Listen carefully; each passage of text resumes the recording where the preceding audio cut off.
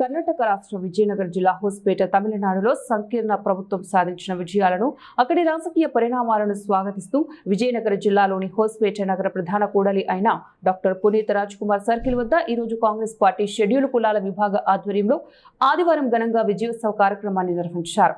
ఈ కార్యక్రమంలో పాల్గొన్న వారందరూ కూడా బాణసంచా కాల్చి సంతోషాన్ని వ్యక్తం చేశారు। అలాగే ప్రజలకు పార్టీ అభిమానులకు స్వీట్లు పంపిణీ చేశారు।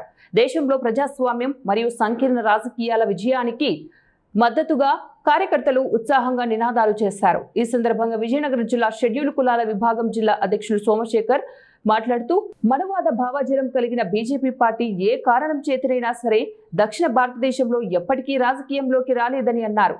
దీనికి ప్రధాన కారణం వారిలో నిండిన మతతత్వ భావాలు, రాజ్యాంగ వ్యతిరేక మనస్తత్వం మరియు సమాజ స్థాపన అనే ఆశయమేనని పేర్కొన్నారు। ఈ కార్యక్రమంలో మరెందరో మంది ఇతర నాయకులు ప్రసంగించారు। తమిళనాడులో అమలవుతున్న ఆదర్శవంతమైన పాలన మరియు సంకీర్ణ ప్రభుత్వ విజయం యావత్ దేశానికే ఒక వరమని వారు అభివర్ణించారు।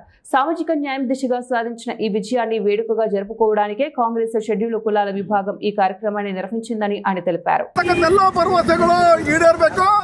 ಜೊತೆಗೆ ಸಂವಿಧಾನವನ್ನ ಭದ್ರವಾಗಿ ರಕ್ಷಣೆಗೊಳಿಸಬೇಕು, ಬಾಬಾ ಸಾಹೇಬ್ ಅಂಬೇಡ್ಕರ್ ಅವರ ಆಶಯಗಳನ್ನ ಈಡೇರಿಸತಕ್ಕಂಥ ಕೆಲಸ ಟಿವಿಕೆ ಪಕ್ಷ ಮಾಡ್ತದೆ। ಅದ್ರ ಜೊತೆಯಾಗಿ ಇವತ್ತು ಕಾಂಗ್ರೆಸ್ ಪಕ್ಷವು ಜೊತೆಗೂಡಿ ಇವತ್ತು ಸರ್ಕಾರವನ್ನು ರಚನೆ ಮಾಡ್ತಕ್ಕಂಥದ್ದು ಇಡೀ ಈ ಭಾಗದ ಎಲ್ಲ ಪ್ರಗತಿಪರರು ಸ್ವಾಗತವನ್ನು ಬಯಸ್ತಾ ಇದ್ದಾರೆ। ಅದೇ ರೀತಿ ಬಿಜೆಪಿ ಪಕ್ಷ ಮನುವಾದಿ ಪಕ್ಷ ಎಂದೂ ಸಹ ಈ ದಕ್ಷಿಣ ಭಾರತದಲ್ಲಿ ಅವರು ಆಡಳಿತ ಮಾಡಲಿಕ್ಕೆ ಸಾಧ್ಯನೇ ಇಲ್ಲ। ಯಾಕಂತಂದ್ರೆ ಸಂವಿಧಾನ ವಿರೋಧಿ ಮನಸ್ಥಿತಿ ಮತ್ತು ದಲಿತ ವಿರೋಧಿ ಮನಸ್ಥಿತಿ, ಮಹಿಳಾ ವಿರೋಧಿ ಮನಸ್ಥಿತಿ ಮತ್ತು ಶಿಕ್ಷಣ ವಿರೋಧಿ ಮನಸ್ಥಿತಿ ಹೊಂದಿರೋದ್ರಿಂದ ದಕ್ಷಿಣ ಭಾರತದಲ್ಲಿ ಯಾವುದೇ ಕಾರಣಕ್ಕೂ ಬಿಜೆಪಿಗೆ ಅಧಿಕಾರ ಬರಲಿಕ್ಕೆ ಸಾಧ್ಯನೇ ಇಲ್ಲ। ಬರುವ ಹಂತದಲ್ಲಿದ್ದರೂ ಸಹ ಅವರು ಮಾಡ್ತಕ್ಕಂಥ ಸಂವಿಧಾನ ವಿರೋಧಿ ಚಟುವಟಿಕೆಗಳು ದಮನಿತರ ಮೇಲೆ ಮಾಡ್ತಕ್ಕಂಥ ದಬ್ಬಾಳಿಕೆಗಳನ್ನು ಇವತ್ತು ಮೆಟ್ಟಿ ತಮಿಳುನಾಡು ಸರ್ಕಾರ ಇವತ್ತು ರಚನೆ ಆಗ್ತಾ ಇದೆ। ಇಂಥ ಸಂದರ್ಭದಲ್ಲಿ ಇಡೀ ತಮಿಳುನಾಡಿನ ಜನತೆಗೆ ನಾವು ಶುಭವನ್ನು ಕೋರ್ತೇವೆ। ಒಂದು ನೂತನ ಸರ್ಕಾರ ಇವತ್ತು ರಚನೆ ಆಗ್ತಾ ಇದೆ। ಅಂಥ ಸಂದರ್ಭದಲ್ಲಿ ಅವರು ಕೊಟ್ಟಿರ್ತಕ್ಕಂಥ ಎಲ್ಲ ಭರವಸೆಗಳು ಈಡೇರ್ತವೆ ಅಂತ ನಾವು ಭರವಸೆಯನ್ನು ಇಟ್ಕೊಂಡು ಇವತ್ತು ನಾವು ತಮಿಳುನಾಡಿನ ನೂತನ ಸರ್ಕಾರಕ್ಕೆ ಜೋಸೆಫ್ ವಿಜಯ್ ಅವರ ನೇತೃತ್ವ ಟಿವಿಕೆ ಪಕ್ಷದ ನೂತನ ಸಿಎಂ ಆಗಿ ಪ್ರಮಾಣ ವಚನ ಸ್ವೀಕರಿಸ್ತಾ ಇರೋ ವಿಜಯ್ ಅವರಿಗೆ ಶುಭಾಶಿಸ್ತಾ, ಹಾಗೂ ಈ ಸಮ್ಮಿಶ್ರ ಸರ್ಕಾರದಲ್ಲಿ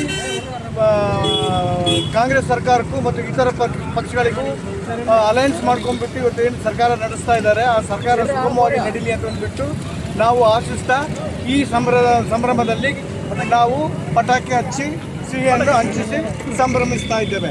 ಈ ನೂತನ